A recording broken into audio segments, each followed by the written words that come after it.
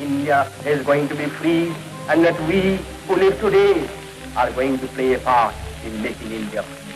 There is no power on earth that can keep India enslaved anymore. Let us strive for India's freedom. 1956లో British మాజీ ప్రధాని Clement Italy ఇండియాని visit చేస్తాడు. ఆ సమయంలో అప్పటి బెంగాల్ గవర్నర్ క్లెమెంట్ని ఒక ఇంపార్టెంట్ క్వశ్చన్ అడుగుతాడు. సర్ క్లెమెంట్, 1942 క్విట్ ఇండియా ఉద్యమాన్ని మీ బ్రిటిష్ ప్రభుత్వం అణిచివేసిన తర్వాత తిరిగి 1947 వరకు ఇండియాలో ఫ్రీడమ్ మూవ్మెంట్స్ పెద్దగా ఏవీ జరగలేదు. అలాంటప్పుడు మీకు ఇండియాని రూల్ చేసే అవకాశం ఉన్నా కానీ ఎందుకు అంత త్వరగా ఇండియాకి ఇండిపెండెన్స్ ఇచ్చేసి వెళ్ళిపోయారు? దానికి సమాధానంగా బ్రిటిష్ మాజీ ప్రధాని ఇలా అంటాడు. రెండవ ప్రపంచ యుద్ధం తర్వాత మా ఆర్థిక పరిస్థితి చాలా దారుణంగా దెబ్బతిన్నది. అప్పుడు మేము ఇంకో మిలిటరీ మూవ్మెంట్ని తట్టుకునే పరిస్థితుల్లో లేము. కానీ సుభాష్ చంద్రబోస్ అండ్ అతని సైన్యం అగ్రెసివ్గా తయారయ్యి మా మీద యుద్ధానికి ఉవ్విల్లు ఊరుతున్నారు. సో అప్పుడు మేము ఇండిపెండెన్స్ ఇవ్వటంలో నేతాజీ ప్రభావం చాలా గట్టిగానే ఉంది అని చెప్పాడు. ఈ ఒక్క ముక్క చాలు మనకు బ్రిటిష్ వాడి గుండెలను అదిరించిన నేతాజీ సుభాష్ చంద్రబోస్ గురించి మన పాఠ్యాంశ పుస్తకాల్లో ఎంత తక్కువగా చెప్పారు అని.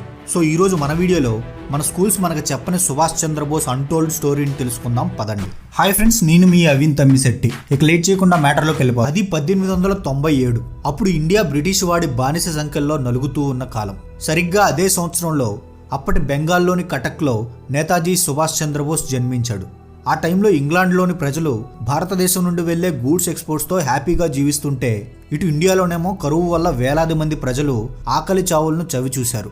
ఆ కాలంలో చాలా కొన్ని కుటుంబాలు మాత్రమే డీసెంట్ లైఫ్ని జీవించగలిగేవి. మన నేతాజీ కుటుంబం కూడా అలాంటి సంపన్న కుటుంబాలలో ఒకటి. కానీ మన నేతాజీ వయసులో పెరిగే కొద్దీ బ్రిటిషుడి అరాచకాలను చూసి చలించిపోయాడు. నేతాజీకి 17 ఏళ్ల వయసు ఉన్నప్పుడు ఒకసారి ఒక హోటల్కి వెళ్తాడు. కానీ ఆ హోటల్ బయట ఇలా రాసి ఉంటుంది, dogs and Indians are not allowed అని.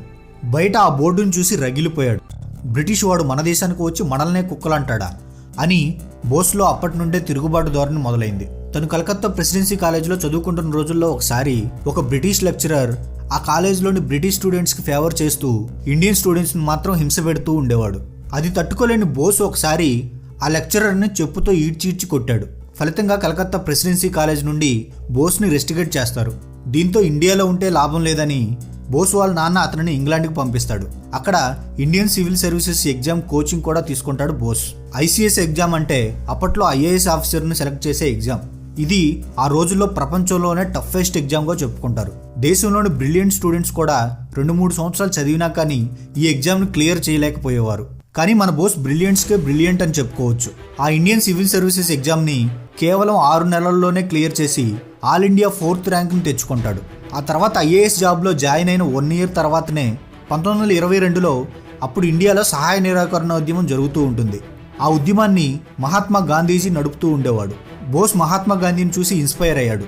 ఆయన అడుగుజాడల్లో నడవాలని చెప్పేసి తన IAS జాబ్కి రాజీనామా చేసేసి గాంధీతో పాటు ఉద్యమంలో పాల్గొనడానికి వచ్చేశాడు.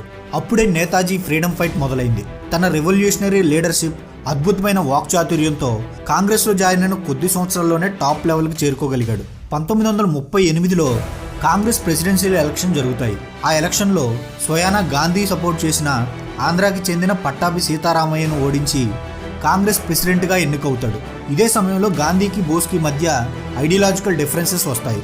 ఇద్దరి ఎండ్ గోల్ ఒకటే, ఇండియాకి స్వాతంత్రం తెచ్చిపెట్టడం. కానీ వారి దారులు వేరు. గాంధీ ఏమో ఇండిపెండెన్స్ నాన్ వైలెన్స్తో సాధించగలము, సత్యం, అహింస, ధర్మం ఎట్టి పరిస్థితుల్లో తప్పకూడదు అని అంటాడు. కానీ నేతాజీ ఏమో స్వాతంత్రం అడుక్కుంటే వచ్చేది కాదు, అది లాక్కుంటేనే వస్తుంది అనే మైండ్ సెట్తో ఉంటాడు. ఆ తర్వాత సుభాష్ చంద్రబోస్ కాంగ్రెస్కి రిజైన్ చేసి తన మార్గంలో ఇండియాకి స్వాతంత్రం తీసుకురావడానికి ఒక ఒంటరి సింహంలా బయటకు వచ్చేసి సరైన సమయం కోసం వేచి చూస్తూ ఉంటాడు. ఆ ఆపర్చునిటీ వరల్డ్ వార్ II రూపంలో రానే వస్తుంది. అది 1939. అప్పుడే బ్రిటన్, ఫ్రాన్స్, అమెరికాలు ఒకవైపు, జర్మనీ, జపాన్, రష్యా ఒకవైపు ఉండి మరో ప్రపంచ యుద్ధానికి తెరతీస్తాయి. ఆ యుద్ధంలో ఒకవైపు జపాన్ ఏమో ఏషియాలోని బ్రిటన్ కాలనీస్ అన్నింటినీ ఆక్రమించుకుంటూ వస్తుంటే, ఇంకొక పక్కనేమో హిట్లర్ యూరోప్ అంతా ఆక్రమించుకుంటూ వస్తూ బ్రిటిష్ సైన్యానికి ముచ్చమటలు పట్టిస్తున్నాడు. అప్పుడే సుభాష్ చంద్రబోస్ తన వ్యూహంలో మొదటి పావుని కదిపాడు. దాని పేరే బోస్ ఇంటర్నేషనల్ స్ట్రాటజీ. అప్పుడు నేతాజీకి తెలిసిన సమాచారం ప్రకారం ఇండియాలో బ్రిటిష్ ఆఫీసర్స్ అంతా కలిపి 40,000 మంది ఉండేవాళ్ళు. కానీ భారతదేశంలోనే బ్రిటిష్ వాళ్ళ మీద యుద్ధం చేయాలి అనే భారత పౌరులు దాదాపు 25 లక్షల మంది ఉన్నారు. అప్పుడు నేతాజీకి ఒక ఆలోచన వచ్చింది. ఈ సామాన్య జనంలో ఉన్న 25 లక్షల మందిని ఏకం చేసి యుద్ధం చేపిస్తే ఆ 40,000 మంది బ్రిటిషర్స్ ఇండియాని వదిలి పారిపోవడం తప్ప వాళ్ళకు వేరే గత్యంతరం లేదు అని. కానీ ఆ 25 లక్షల మందికి మనం గెలవగలం అనే ధైర్యం కావాలి. నేతాజీ తానే ఆ ధైర్యం అవ్వాలనుకున్నాడు. అప్పుడు బోస్ అనుకున్నది ఏంటంటే, జర్మన్స్, రష్యన్స్, జపనీస్ బ్రిటన్కి వ్యతిరేకం కాబట్టి శత్రువుకు శత్రువు మిత్రుడు అనే పాలసీ కింద వాళ్ళు నేతాజీతో చేతులు కలిపి ఇండియాకి హెల్ప్ చేస్తారనుకున్నాడు. అది 17 జనవరి 1941 అర్ధరాత్రి 1:30కి అనుకున్నదే తడవుగా ఫ్లైట్లో ఫస్ట్ ఇండియా నుండి ఆఫ్ఘనిస్తాన్కి వెళ్తాడు. అక్కడి నుండి రష్యాకి వెళ్ళాడు. కానీ అప్పుడు రష్యాలో ఉన్న ఇంటర్నల్ ఇష్యూస్ కారణంగా రష్యా నేతాజీకి హెల్ప్ చేయడానికి నిరాకరిస్తారు. దాంతో రష్యా నుండి జర్మనీకి వెళ్తాడు. అక్కడే హిట్లర్ను కూడా కలుస్తాడు.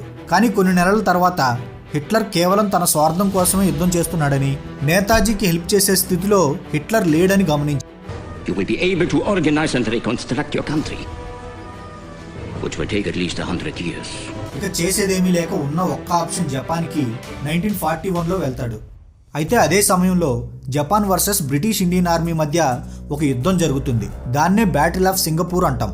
ఆ యుద్ధంలో కేవలం 10,000 జపాన్ సైన్యం 64,000 బ్రిటిష్ ఇండియన్ ఆర్మీని ఓడించి వాళ్ళని వార్ ప్రిజనర్స్గా చేస్తుంది. ఆ పట్టుబడ్డ 60,000 సైన్యంలో 40,000 మంది ఇండియన్సే ఉంటారు. జపాన్ ఎలా అయినా బ్రిటన్ను ఓడించాలని చూస్తుంది. సో వాళ్ళ సొంత సైన్యాన్ని బ్రిటన్ మీదకి యుద్ధానికి పంపే బదులు ఆ 40,000 మంది ఇండియన్స్నే ఒక సపరేట్ ఆర్మీ యూనిట్లా తయారు చేసి ఇండియాలో ఉన్న బ్రిటన్ మీదకి యుద్ధానికి పంపాలనుకుంటుంది. ఈ సపరేట్ ఆర్మీ పేరే ఆజాద్ హింద్ ఫౌజ్. దీన్నే ఇండియన్ నేషనల్ ఆర్మీ అని కూడా అంటారు. ఈ ఆర్మీకి మోహన్ సింగ్ని ఇన్ఛార్జిగా నియమించి యుద్ధానికి సిద్ధం చేశారు. కానీ ఈ ఆర్మీలో యుద్ధం చేయాలనే మోటివేషనే లేదు. కారణం ఏంటంటే వీళ్ళంతా రెండవ ప్రపంచ యుద్ధం పవర్ గేమ్లో గొర్రెలుగా భావించారు. కానీ అదే సమయంలో జపాన్లో నేతాజీ రూపంలో ఒక సింహ స్వప్నం దిగింది. జపాన్తో చర్చలు నడిపి ఆ ఇండియన్ నేషనల్ ఆర్మీ దళపతి బాధ్యతలను తానే తీసుకుంటాడు.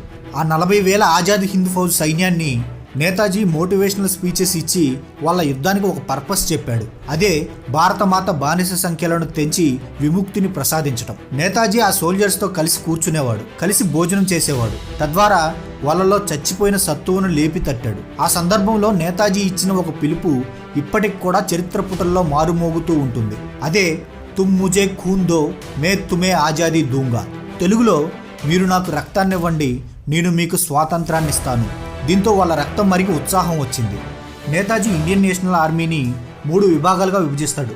ఒక్కో విభాగానికి ఒక్కో ఇన్ఛార్జిని నియమిస్తాడు. ఒక సెగ్మెంట్ ఏమో షానవాజ్ ఖాన్, ఇంకొక సెగ్మెంట్ ఏమో ప్రేమ్ సేగల్, ఇక 3వ విభాగానికేమో గురుబక్స్ దిల్లోని నియమిస్తాడు. ఈ 3 విభాగాలతో కూడిన ఐఎన్ఏని ఇండియాలో ఉన్న బ్రిటిష్ ఆర్మీ మీదకు యుద్ధానికి పంపుతాడు. కానీ అనుకోకుండా ఆ యుద్ధంలో బ్రిటిష్ ఆర్మీ చేతుల్లో ఐఎన్ఏ ఓడిపోతుంది. అటు జపాన్ కూడా అమెరికా వేసిన అణుబాంబు దెబ్బకి లొంగిపోతుంది. అదే సమయంలో భారత ప్రజల చెవుల్లో ఇంకొక దుర్వార్త పడుతుంది. ఆగస్టు 18, 1945లో సుభాష్ చంద్రబోస్ జపాన్లో జరిగిన ఒక ప్లేన్ క్రాష్లో చనిపోతాడు. ఆ వార్తతో యావత్ భారత ప్రజానీకం కుంగిపోతారు. ఒకవైపు నేతాజీ చనిపోయాడని బాధ ఉంటే, ఇంకొక వైపేమో వాళ్ళ కోసం నేతాజీ ఒక ఆర్మీని తయారు చేశాడు అన్న ధైర్యం వచ్చింది.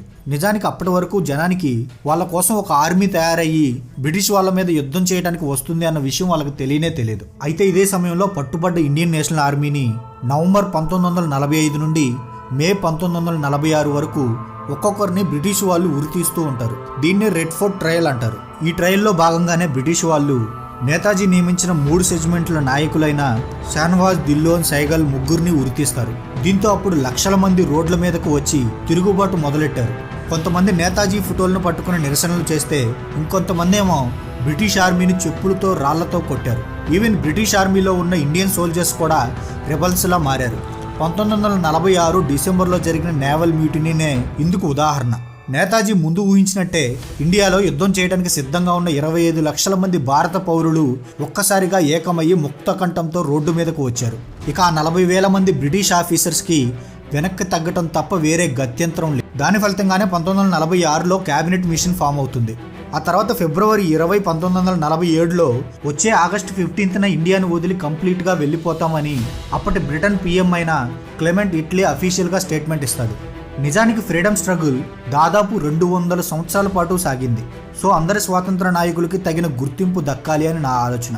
కానీ మన పాఠ్యాంశ పుస్తకాలలో నేతాజీ గురించి, అతను ఫామ్ చేసిన ఐఎన్ఏ కంట్రిబ్యూషన్ గురించి చాలా తక్కువ చెప్పారు. సో మన చరిత్ర పుస్తకాలు ఎక్కువగా చెప్పని ఈ విషయాలు మరింత మందికి చేరాలంటే ఈ వీడియోని షేర్ చేస్తారని కోరుకుంటున్నాను. There is no power on earth that can keep India enslaved anymore. Let us strive for India's freedom.